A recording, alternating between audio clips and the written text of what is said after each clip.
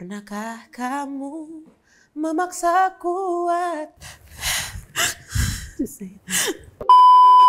Aku pernah suicidal gitu. Jadi aku pengennya tuh kayak menyelesaikan semuanya aja karena capek banget, capek banget. Masih di arah-arah Lebak Bulus Fatmawati kan masih di atas tuh. Iya. Pengen lompat dari situ. Karena kayak ngeliat gua udahlah. Sudah berada di situ? Udah. Makasih ya Tuhan, gak pernah ninggalin Jamie. Walaupun Jamie sering banget kabur. Dan Jamie sering banget. Saya sepanjang hidup belajar jadi orang tua. Jadi ketika saya harus mau jadi orang tua, saya bilang sama Tuhan, mau jadi orang tua seperti apa? Kayak apa ya jadi orang tua? Saya bahkan gak ngerti harus ngapain. Kita akan ngobrol secara belak-belakan dengan narasumber kita, Jemimah dan ibundanya tercinta. Kita akan bahas bagaimana pola asuh, kemudian juga konflik yang mereka hadapi. Bagaimana menghadapi semua tantangan hidup termasuk bangkit dari titik terendah hidup mereka. Saya Andi Otniel, selamat datang di Cahaya Bagi Negeri.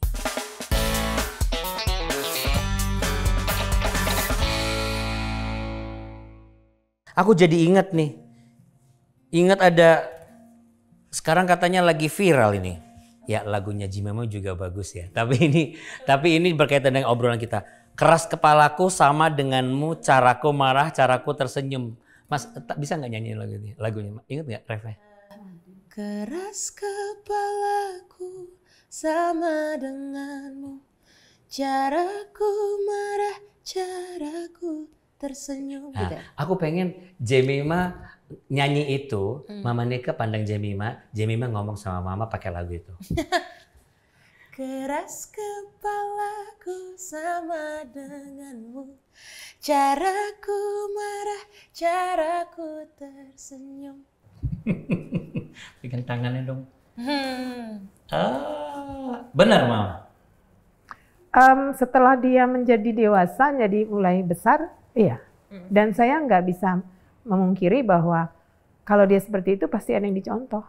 Jadi saya cuma bisa role model, diajak, mengalami, akhirnya terbentuk karena ada seseorang yang menjadi role model dalam kehidupan seorang anak. Ya. Itu pola parenting Anda ya?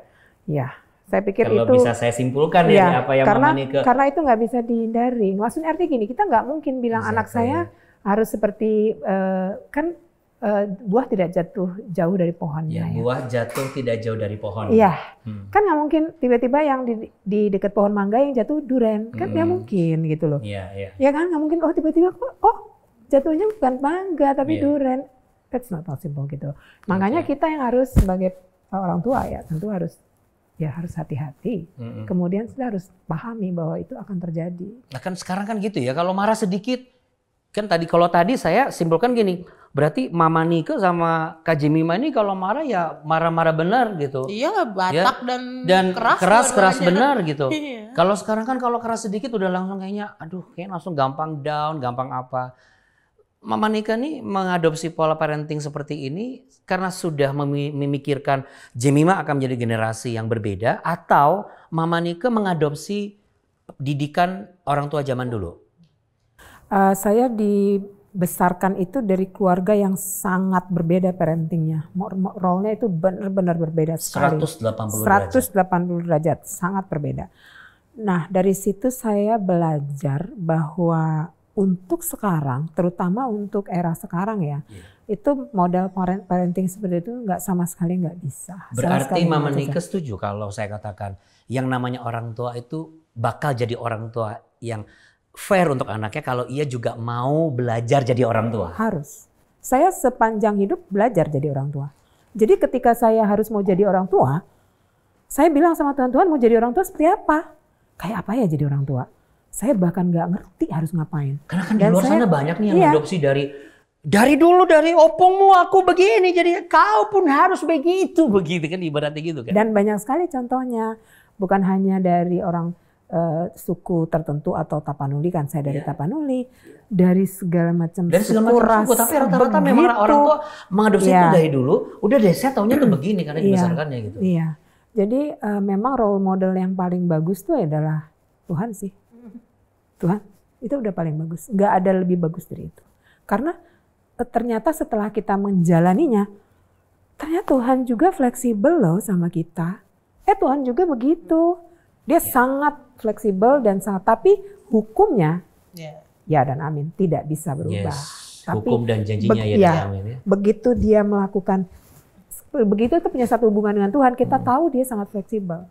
Jadi apa yang bisa Mama Nika sampaikan nih buat orang tua yang mungkin sekarang lagi pusing. Aduh gimana nih pola asuh buat anak-anak saya. Buat dikerasin sedikit nanti langsung mewek, langsung apa kayaknya nggak punya semangat. Apa yang bisa Mama Nika sampaikan berdasarkan pengalaman Mama Nika? Bukan mengajarkan ya, tetapi apa yang bisa Anda bagi buat mereka? Yang bisa saya bagi itu adalah ketika mengalami hal-hal seperti itu yang kita sebagai orang tua terbentur dengan anak sendiri, dan itu emang satu hal yang sangat sulit. Saya tahu itu sangat sulit untuk berbenturan dengan buah hati kita atau orang-orang dalam keluarga kita yang dekat, ya kan? Karena melibatkan perasaan itu yang sangat sulit kan. Kembali lagi kita harus bawa lagi ke Tuhan. Ini bagaimana gitu loh. Kalau misalnya enggak bisa berdoa, belum bisa berdoa, setidak-tidaknya merenunglah sedikit. Ya harus belajar berdoa. Ya, tapi kan ada orang yang dalam keadaan kesesakan nggak bisa berdoa loh Pak. Nah, ketika ke dalam kesesakan nggak bisa berdoa, merenung aja. Merenung itu artinya memikirkan kembali. Tarik nafas, kemudian memikirkan kembali ini semua gimana. That's good. Memikirkan kembali, mengunyah kembali. Karena percayalah, walaupun rasanya pada saat kita memikirkan kembali dan mengunyah kembali kayak nggak enak gitu ya. Tapi ketika kita melakukan itu akan ada sesuatu nanti. Solusikah atau inspirasikah atau apa, atau mungkin kita menjadi lebih calm gitu, lebih tidak emosi gitu.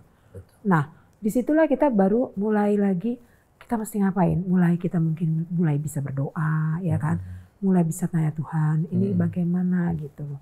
Tapi lagi semuanya, itu kalau kita berdoa dengan Tuhan, kita nggak usah bantu Tuhan lah. Karena Tuhan nggak perlu dibantu gitu. Dia akan berikan tepat waktunya. Amin. Dan nggak pernah terlambat dan nggak pernah terlalu cepat gitu. Yeah. Pada waktu yang tepat gitu. Kita manut aja dulu gitu. Bagian kita pada saat kita berdoa, kita mesti ngapain? Satu, percaya. Jangan nggak percaya, karena kita berdoa nggak percaya nggak bisa. Kita berdoa harus percaya gitu kan. Satu, percaya. Kedua, duduk tenang di hadapan Tuhan. Jadi kita tuh bilang sama Tuhan, Tuhan aku percaya. Ya udah tenang gitu. Nggak usah. Kan banyak orang tuh, saya juga nggak mau ngajarin ya. Karena saya juga belajar juga gitu loh. Yeah. Ketika menghadapi satu masalah, kesana kemari gitu. Yeah. Artinya nggak duduk diam, tapi kesana kemari, kemari. Itu that's not nggak akan solve the problem. Gitu. Aku juga mau nambahin sih Kak. Boleh salah satu dong. yang Mama kuat tuh, Mama kuat di doa. Dia kuat banget doanya. Boleh describe nggak? Mama tuh seperti apa sih kesehariannya? jam doa dia tuh tinggi. Jadi kayak jam doa tinggi udah kayak apa ya? Tapi maksudnya dia bener-bener kayak bangun pagi jam 5 pagi doa. Dia tuh bener-bener doanya kuat banget, apalagi pas ngawal aku di Semarang waktu itu. Maksudnya kan aku kuliah segala macam. Itu tuh menurut aku yang ngejagain aku sih. Jadi aku juga tipikal orang yang mendem banget. Ini salah satu keburukan aku juga, aku mendem orangnya. Karena ada kebiasa dari dulu sendiri, apa-apa dibawa doa, ujung-ujungnya mendem. Jadi nggak ngomong ke siapa-siapa. Padahal sebenarnya kita sebagai makhluk sosial, sebagai manusia makhluk sosial juga butuh insight dari orang sekitar dan lain sebagainya.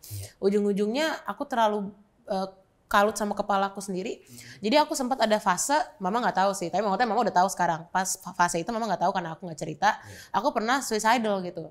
Jadi aku pengennya tuh kayak menyelesaikan semuanya aja karena capek banget. Terus aku tuh sadar banyak banget fase momen aku istilahnya tidak jadi mengakhiri hidup aku sendiri itu karena doa Mama. Karena dia yang nge-backup di doa gitu. Jadi menurut aku doa orang tua tuh pentingnya luar biasa karena itu yang akan ngejaga. Walaupun kelihatan sekarang nih belum kelihatan. Tapi mungkin 3-4 tahun lagi ketika anakmu sedang menghadapi apa segala macam, itu benar-benar nyengkram, doa tuh nyengkram. Ini pengakuan seorang anak hasil dari doa seorang ibu. Iya, gokil. Berasa banget ya. Iya. Berasa banget. Berarti boleh tahu nggak, berasa titik terendah dalam hidup Jemima itu di mana? Titik terendah banyak banget lagi. Oh enggak. Oke, sambil mikir sambil mikir jawabannya, aku mau tanya ke Mama Nike. Titik terendah Mama Nike dalam hidupmu. Titik terendah. Ketika ada dua sih. Satu waktu saya harus memutuskan untuk membesarkan dia. Ya. Kedua adalah ketika dia memutuskan untuk harus keluar dari rumah. Itu dua hal. Tapi di titik terendah itulah kembali lagi saya balik lagi ke Tuhan. Tuhan ini gimana? Gitu. Artinya karena saya terlalu percaya kalau saya diberi kekuatan kemudian Tuhan buka jalan, itu berarti Tuhan selalu menyertai kita dimanapun. Karena salah satu yang saya kenal tentang Tuhan adalah Tuhan akan menyelesaikan. Dia tidak pernah tidak menyelesaikan. Ya, dia akan menyelesaikannya dia begitu. akan menyelesaikannya, dan penyelesaian dari Tuhan itu luar biasa. Yang bikin kita tuh amazed gitu.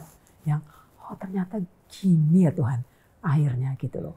Jadi makanya sejak seperti itu, pengenalan seperti itulah yang membuat saya jadi ya udah sepenuhnya percaya aja sama Tuhan gitu. Sudah ingat your lowest level? Aku pas aku Makasih menyadari jawabannya. Kasih jawabannya. Aku menyadari aku udah harus dewasa sih.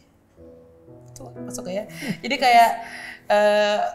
kayak ditabrak kereta gitu rasanya. Kenapa? Kok itu jadi titik terendahmu? Kenapa? Karena aku tahu jadi mau berat gitu. Dan aku harus jadi kayak gitu sekarang gitu. Jadi kayak itu Jemima melihat seberat itu, Mama. Iyalah. Apa yang Jemima lihat? Karena maksudnya aku tuh nyadar anak-anak tuh very hard to handle gitu loh. Jadi kayak apalagi untuk to raise child gitu, maksudnya kayak even aku kayak nggak dulu gitu, kayak capek gitu. Jadi apalagi sendiri, wah itu nggak kebayang sih capeknya gitu. Tapi knowing that pasti mama udah harus ganti role gitu, maksudnya mama udah harus istirahat, udah harus ya menikmati masa tuanya lah gitu, udah harus gantian aku. Itu sih kayak ditabrak kereta kayak udah semangat gitu. Itu beneran kayak nggak siap gitu. Tapi ya disitulah aku bener-bener ngandelin Tuhan lebih dari apapun. Gokil. Jadi justru semakin masa pendewasaan ini aku makin ngelihat Tuhan ngerjain hidup aku, diapain tuh makin kelihatan jelas gitu. Jemima dan Mama, saya mau izin sebentar karena saya ingin mengajak Anda semua yang saat ini sedang merasa dalam keadaan terpuruk. Anda dalam keadaan di tengah-tengah konflik yang belum ada solusinya. Anda bingung, Anda mendapatkan pengarahan dari mana. Mau cerita sama siapa Anda bingung. Nah, ada nomor yang bisa Anda hubungi saat ini. Itulah nomor Sahabat 24. Ceritakanlah semua pergumulan Anda supaya Anda mendapatkan kelegaan. Karena ketika Anda hubungi nomor-nomor itu, ada sahabat-sahabat konselor yang akan mendoakan Anda semua. Kita percaya dalam doa selalu ada harapan dan kekuatan yang baru. Ya, kita ngobrol lagi Jemima dan Mama. Aku mau flashback sedikit untuk semua teman-teman di sana. Mungkin banyak sekali sekarang anak muda yang banget untuk gampang cari ambil jalan pintas. Udahlah, hidup ini terlalu berat, mati aja deh. Gitu ya. Kan Jemima pernah masuk di fase itu. Susah juga sih ngomongin ini. Karena aku tuh bersyukur, beruntung, satu dikawal doa, dua punya teman-teman tuh gokil. Aku nggak bisa bohong. Waktu itu boleh tahu nggak Kak Jemima tuh mau ngapain sih? Lompat dari gedung atau? Jadi lebih ke situ sih. Maksudnya Kak Jemima cari MRT? Iya di MRT waktu itu. Maksudnya mau lompat dari MRT? Dari stasiun MRT, kan tinggi tuh. Stasiun MRT yang stasiun MRT. Iya. Iya. Gitu. MRT yang masih di arah-arah Lebak Bulus Fatmawati kan masih di atas tuh. Iya. Pengen lompat dari situ. Karena kayak ngeliat gua udahlah, brak gitu. Sudah berada di situ? Udah. Yang membuat merasa bahwa kuasa doa itu mengawal apa? Tiba-tiba tuh kayak satu, aku tiba-tiba kedorong ke belakang. Terus yang kedua tiba-tiba satpam marah-marahin aku. Karena aku berdiri di situ. Ya iyalah, ngalangin MRT sama penumpang bukan? Oh enggak. Enggak, jadi di pinggiran gitu nggak ada yang, itu basically kayak blind spot sih. Kayak orang nggak ngelihat sih. Kayak even Tapi satpam. tiba-tiba ada satpam yang... Iya, satpam tuh biasanya nggak peduli nggak sih kalau di MRT, kayak mereka kayak gitu. Ya mungkin karena terlalu sibuk jadi nggak notice gitu ya. Iya, notice biasanya. Jadi di situ Sebetulnya sih.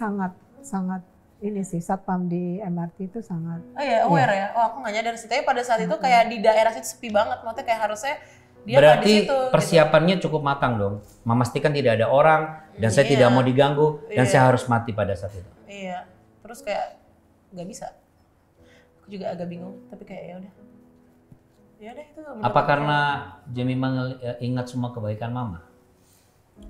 Pada saat itu enggak sih, enggak. Pada saat itu enggak kepikiran apa-apa, Kak. Nggak mau apa karena jadi takut ngecewain mundur mama? bukan karena keinginan aku.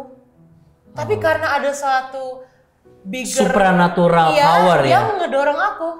Ya itu intervensi Iya. Supranatural. kuasa supranatural Tuhan yang intervensi kita yang natural. Aku mah kepala aku sampai aku turun, kan habis dimarahin sama siapa, sampai turun tuh aku masih bad mood, masih kayak apa dah gitu. Lu ngapain sih gitu. Cuma Besoknya lagi mau coba lagi di stasiun MRT yang lain. Nah, pulangnya nyampe rumah banyak dealing sama Tuhan. Akhirnya banyak.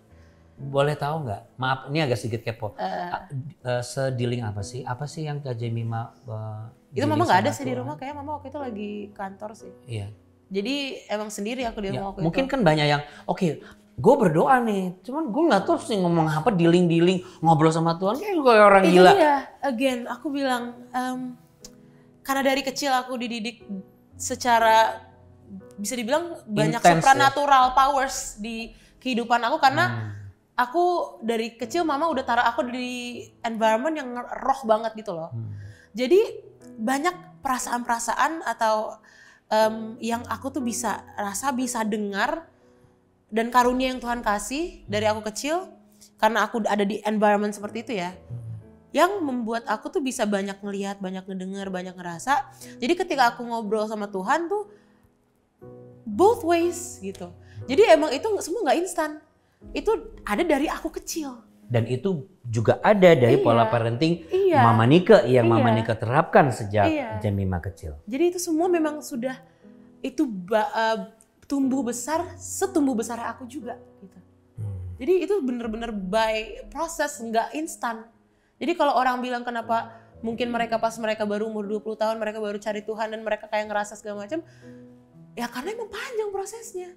Untuk sampai bisa tahu ada conversation gitu. Gitu. Ya, aku setuju itu. Iya, karena jadi tidak langsung hubungan tuh namanya hubungan ngejalin relationship itu kan relationship kita sama Tuhan ya. Iya. Relationship itu panjang banget sih, dan on and off aku hari-hari kayak males Tuhan gitu, bad mood gitu. Ada. Tapi apakah itu selamanya kan enggak gitu. Kayak balik lagi Tuhan pasti narik. Bisa nggak Jemimah say something untuk semua teman-teman yang mungkin saat ini lagi ngerasa bad mood atau lagi ngerasa aku lagi di level terendah dan gue nggak tahu mesti curhat sama siapa, dan nonton ini nih ada Kak Jemimah ngomong kayak begini, terus mereka pikir begini, itu kan lu kan nggak tahu hidup gue. Nah, oke. Apa yang bisa Kak Jemimah bagi based on tuntunan Holy Spirit? Comparing is never an answer. Ketika kita lihat hidup orang apa segala macam, kok kayaknya lebih fortunate, lebih beruntung dari kita segala macam, it will never be an answer. Gak akan menjadi suatu jalan keluar, karena trust me, setiap orang yang Tuhan proses sedemikian rupa keras, itu pasti ada maksudnya, ada meaningnya. Walaupun hari ini tuh kamu gak bisa lihat, dan mungkin besok kamu gak lihat, mungkin tahun depan kamu gak lihat, tapi mungkin 5 tahun, 10 tahun lagi kamu baru bisa lihat. Apakah kamu mau sabar menunggu, melihat semua kebahagiaan itu akan ada di ujungnya nanti, atau kamu memilih untuk menyudahinya? Dan kita semua tahu yang kalau kita sudahi sendiri itu nggak akan berakhir baik. Itu kita udah tahu, itu di firman hukumnya saklek. Jadi it's your choice, tapi ya begitulah adanya gitu, karena namanya Tuhan mau nempak bejana itu nggak bisa ecek-ecek sih, didikannya tuh pasti abis-abisan sih. Tapi aku terlalu percaya kalau misalkan emang kamu kurang merasa terdorong atau teryakini, nontonlah kayak kesaksian-kesaksian orang-orang yang memang sekarang sudah besar, Tuhan udah bikin hidupnya luar biasa. coba denger cerita dia dulu. Itu pasti gitu.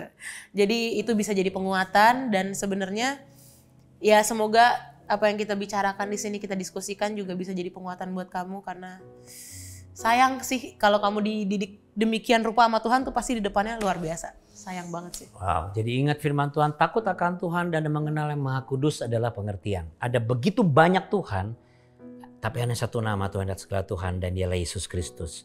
Saya mau tanya ke Kak Jemima, karena kamu bicara generasi sekarang, generasi yang lebih banyak scroll, lebih banyak berpikir dengan keputusan-keputusan sendiri. Bukan konotasi negatif ya, karena kreativitas itu muncul di sana dan segala macam. Seberapa penting menurut kamu untuk bisa merasa takut akan Tuhan dan mengenal Tuhan Yesus? Dan apa yang harus dilakukan? Abis sih, kalau nggak deket sama Tuhan abis, jujur. Aku pernah ada di fase, belum lama, 3 tahun yang lalu kalau nggak salah. Aku ngerasa aku udah secure, udah ngerasa kayak udahlah aman aja. Dan aku mulai lupain Tuhan. Bukan lupain yang gimana banget, tapi ya beda. Jadi kayak yang tadinya mungkin aku lebih sering berkomunikasi, jadi jauh lebih jarang. Aku agak detach sama Tuhan for a year. Dan itu hampir ngebunuh aku lagi.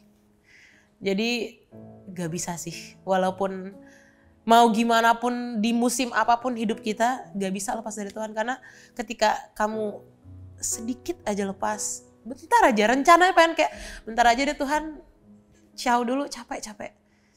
Di situ si jahat yang udah tahu jelas kamu nih kerennya gimana, masa iya sih dia mau ngebiarin kamu gitu aja lepas? Kayak ya pasti dimangsa gak sih gitu. Jadi jangan sih, aku bener-bener ngalamin itu, aku kaget banget. Aku kira udah aman, secure segala macem. Setahun agak detach sama Tuhan, selesai. Bener-bener hampir.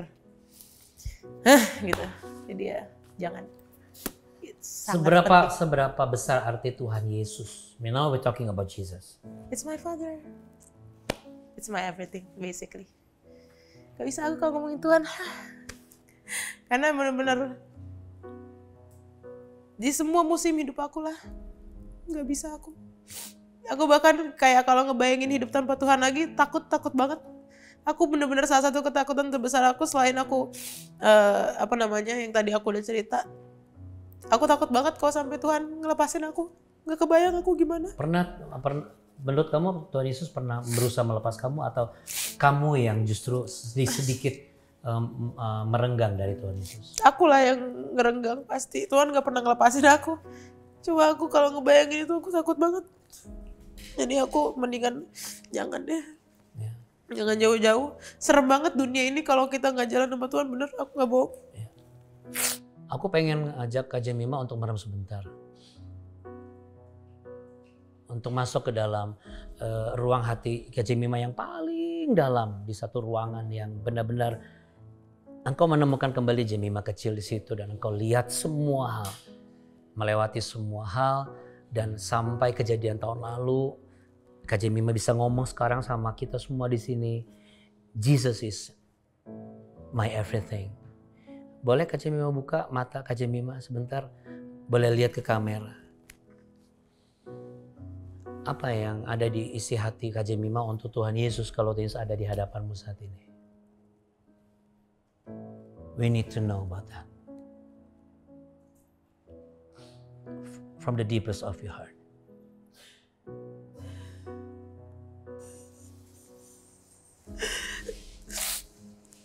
Boleh menikah. Come on. Tuhan. Makasih ya Tuhan, gak pernah ninggalin Jamie. Walaupun Jamie sering banget kabur. Dan Jamie sering banget.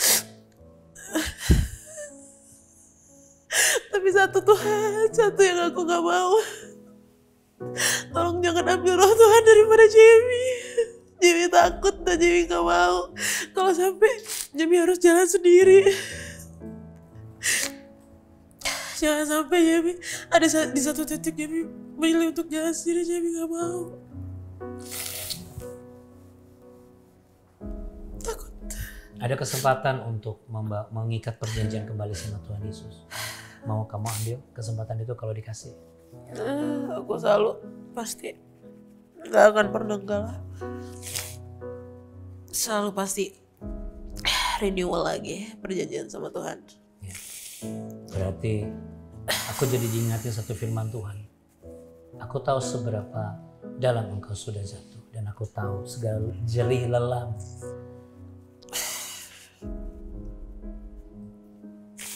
Lakukanlah lagi apa yang biasa kamu lakukan.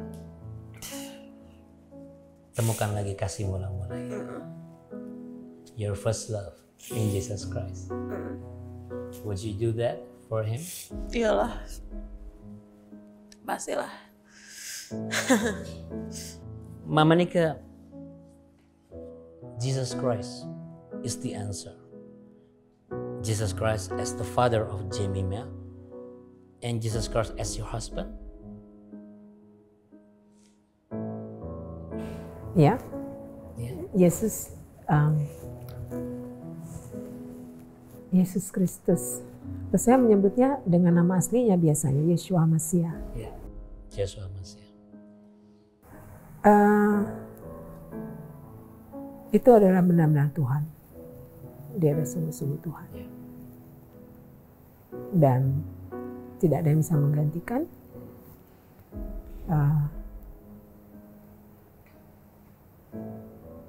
Dia adalah segalanya. Is everything. Aku closing. Kak Jemima, ada lagu favorit nggak yang Mama Nika tuh paling suka? Hah, yang mama paling suka? Yang Mama paling suka? Nggak ada. Apa yang mama suka ya? Ocean paling. Lagu apa lagumu? Apa sih ini, lagu rohani atau Bukan lagu apa aja yang mesti kalau Mama tahu, oh nih Mama tuh suka kalau aku nyanyi lagu ini. Aku pengen lagu Kamu Tak Sendiri itu. Mama suka kan lagu itu? Suka. Suka. Oh, refnya gitu ya? Refnya, oh. Berlari, dijatuhkan, berucap, dipatahkan, terjatuh sendirian. Seperti tiada teman kita yang tak didengar. Tenang, jangan kau diam, kamu tak sendiri.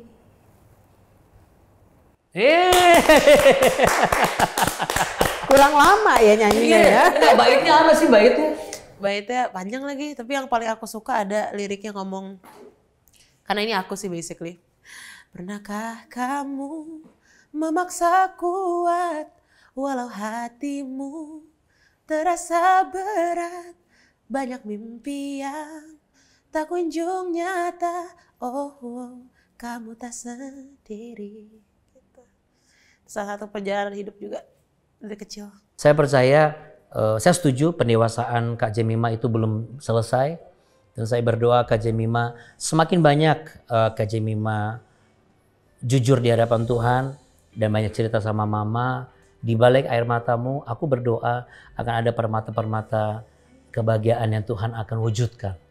Yang menabur sambil mencucurkan air mata akan menuai dengan sorak-sorai dan job-job nyanyi yang lebih banyak. Amin.